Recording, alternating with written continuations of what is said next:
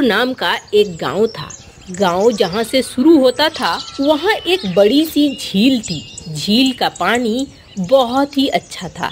लोग उस झील में आते थे पानी भरने के लिए और घर ले जाते थे। ज्यादातर औरतें वहां आती थी, बच्चे स्नान करते थे, बड़े स्नान करते थे।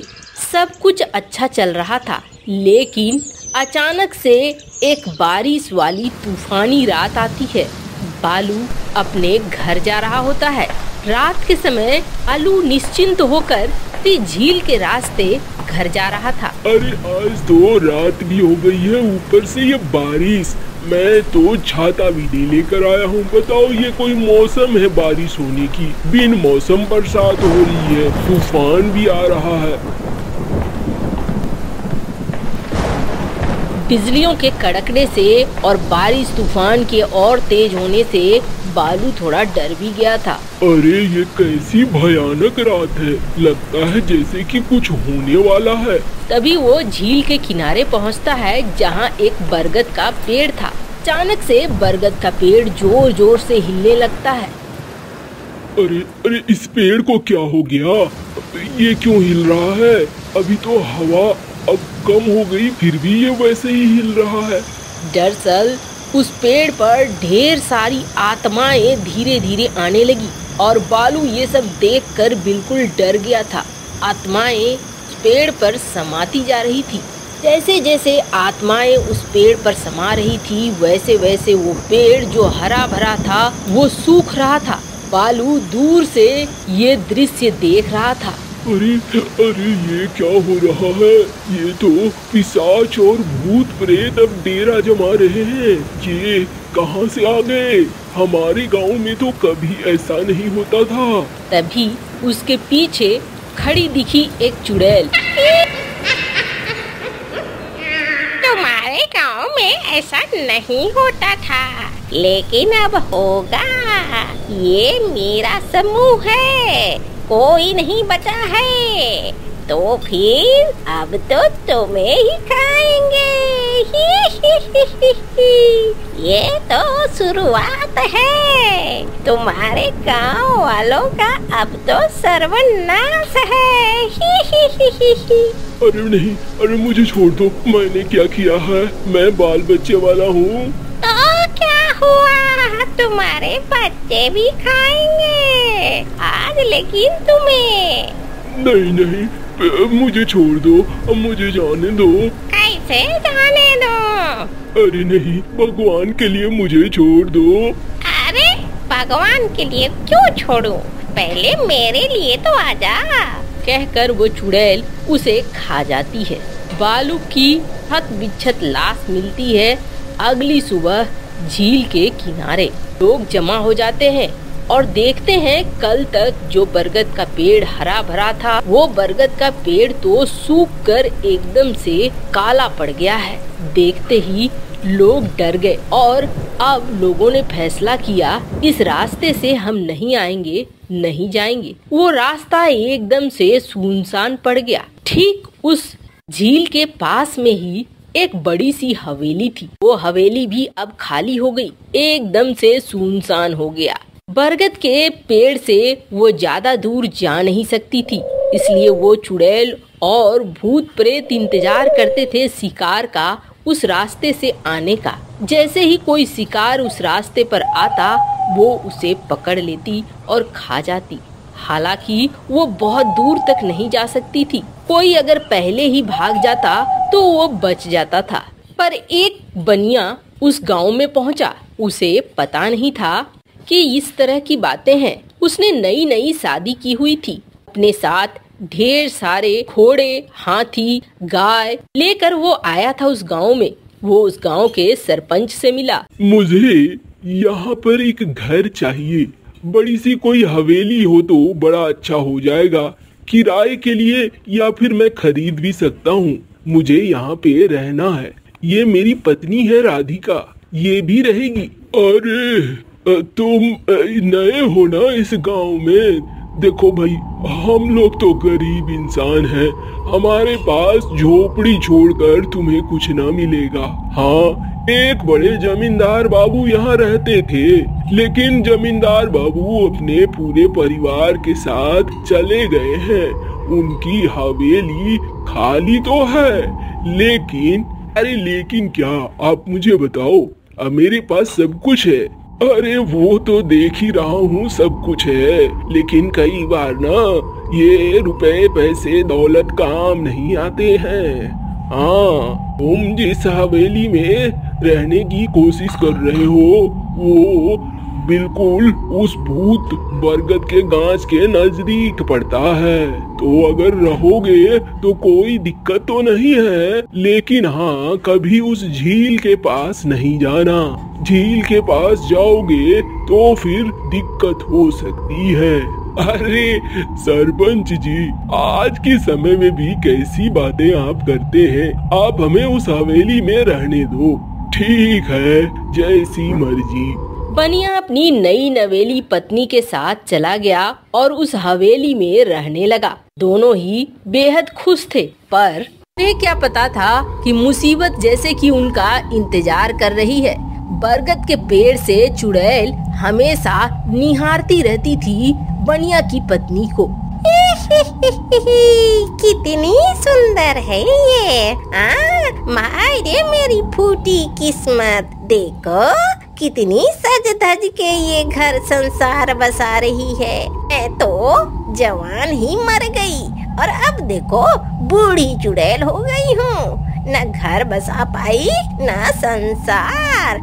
कितने सारे गहने पहने हैं, छम छम करती है। कभी तो झील आएगी, तभी मैं अपने मन की मुराद पूरी करूंगी। आखिरकार एक दिन दोनों खाने पर बैठे हुए थे, बनिया और बनिया की पत्नी राधिका।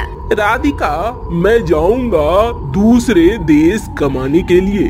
हो सकता है मुझे 1-2 दिन देर हो जाए वापस लौटने में। तुम ऐसा करना, हवेली में ही रहना, हवेली से बाहर नहीं निकलना।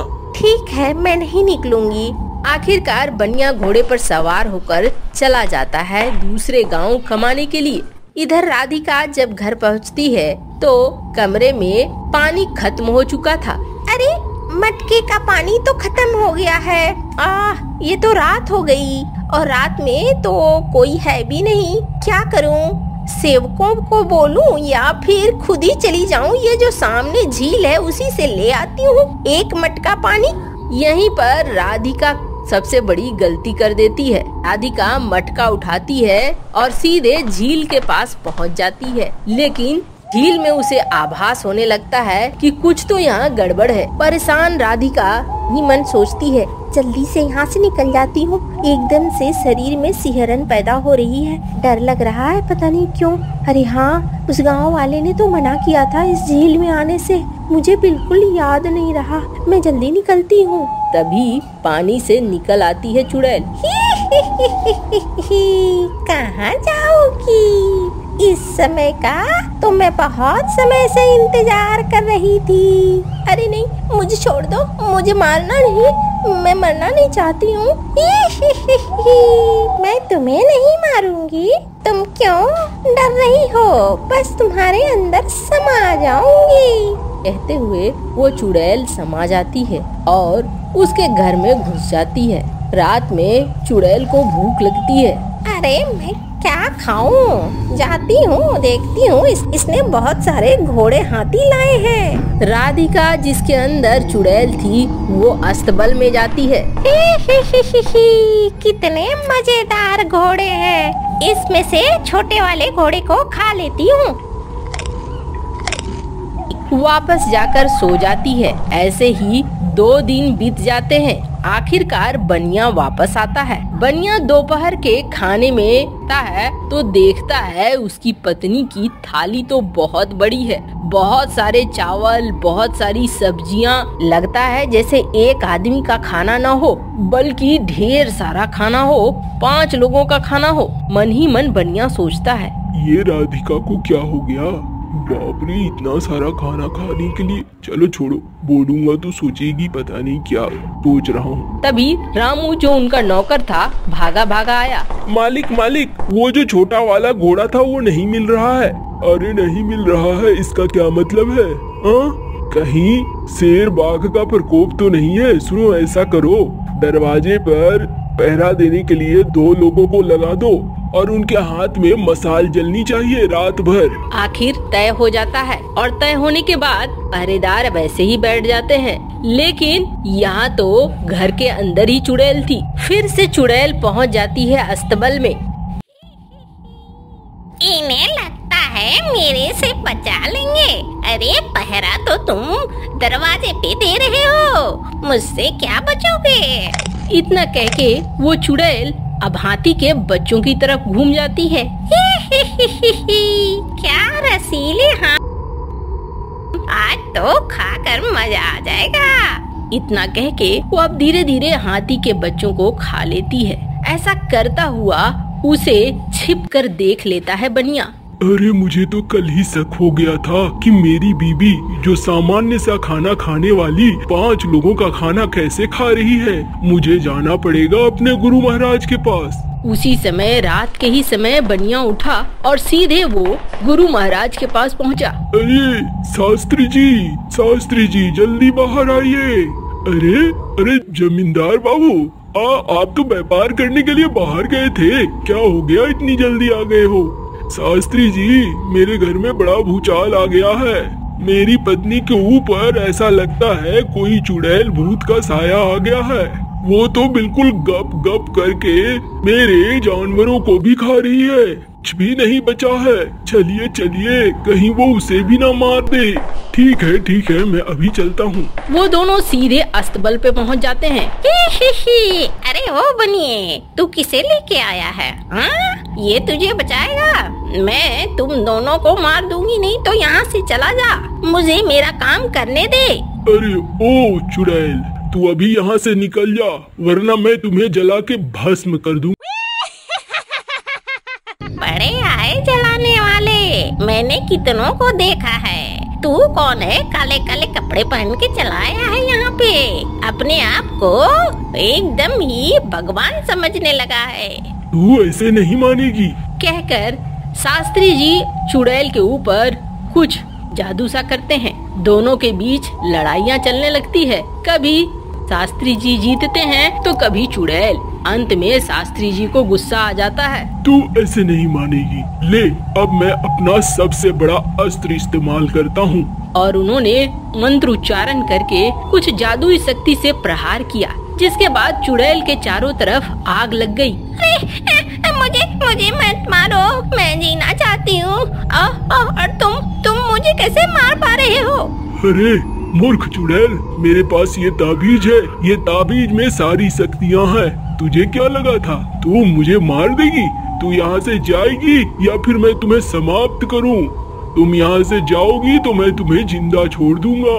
और हाँ, जाते वक्त ये जो आम की ठल्ली है उसे तोड़ते जाना, ताकि हमें पता चले तू यहाँ से चली गई है। मैं ऐसा ही करूँगी। मुझे जाने दो प्लीज, जाने दो। ठीक है, जा। आखिरकार चुड़ैल चली जाती है और ठल्ली को तोड़ते हुए चली जाती है। वो चुड़ैल वापस से उसी झील के किनारे जाकर पेड़ पर बैठ जाती है। संयोग से कुछ दिनों बाद शास्त्री जी का वो ताबीज टूट जाता है। शास्त्री जी ताबीज लेकर पहुँचते हैं सुनार के दुकान पर। अरे ओ मोहन, जरा मेरा ये ताबीज ठीक कर दे। तो थोड़ा वक्त तो लगेगा ना कारीगरी में, आप समझ सकते हो। चलो फिर मैं जाता हूँ। ठीक है, मैं 3 दिन बाद आऊँगा। ठीक है? हाँ मालिक, एकदम से आके आप ले जाना। चलता हूँ। आज तो जमींदार बाबू ने अपने घर में भोज रखा हुआ है, वहीं जाता हूँ। शास्त्री जी जमींदार के घर पहुँचते हैं और वहाँ पर उसके साथ खाना पीना खाते हैं। उसके बाद वापस लौटने लगते हैं। लौटते वक्त रात हो जाती है और संयोग से वो उसी झील के किनारे से गुजर रहे हैं। अरे ये जो भात खाया ना, मजा आ गया, लेकिन थक गया हूँ, जल्दी निकलना होगा। इतने में पेड़ पर खड़ी चुड़ैल देखती है। ये तो शास्त्री लग रहा है। हाँ, तो मुझे वहाँ से भगा के खुद भात खा रहा है। अच्छा, इसके तो गले में ताबीज नहीं है, यही सही मौका है। उसके सामने पहुँच जाती है। अरे चुड़ैल, तू फिर आ गई। मेरा बदला तो अभी पूरा नहीं हुआ है, मैं बदला पूरा करने आई हूँ शास्त्री। और कहकर वो घुस जाती है शास्त्री जी के अंदर। अब शास्त्री जी जो चुड़ैल को अपने शरीर में रखे हुए थे, घर पहुंचते हैं और घर के छत पर जाकर बैठ जाते हैं। उनका बेटा जब उधर से आता है, अपने पिता की हरकत देखकर समझ जाता है कि इनको किसी चुड़ैल ने पकड़ लिया है। वो दौड़े दौड़े उनके भी गुरु के पास जाता है और सारी बात बताता है। गुरु जी आते हैं और आते ही उस चुड़ैल पर गरज बरसते हैं। जल्दी से शास्त्री का शरीर छोड़ दूं, वरना मैं तुम्हें भस्म कर दूंगा। अब तू कौन है? इतना सुनते ही वो मंत्रों से जादुई शक्ति से वार करते हैं और आखिरकार चुड़ैल जलने लगती है। नहीं, मुझे छोड़ दो, मुझे छोड़ दो, अब नहीं करूँगी, कभी नहीं करूँगी, छोड़ दो। तूने शास्त्री समझा है? समझाने लगते हैं गुरु महाराज। शास्त्री, कभी भी तू चुड़ैलों को छोड़ा मत किया कर, ये पलट कर वार करती हैं और इन पे भरोसा बिल्कुल ना करना, गांठ बांध ले। हाँ गुरु महाराज, अब तो मैं बिल्कुल भी नहीं छोड़ूंगा। आपका धन्यवाद, आपका बहुत बहुत धन्यवाद। आखिरकार कहानी यहाँ खत्म हो जाती है।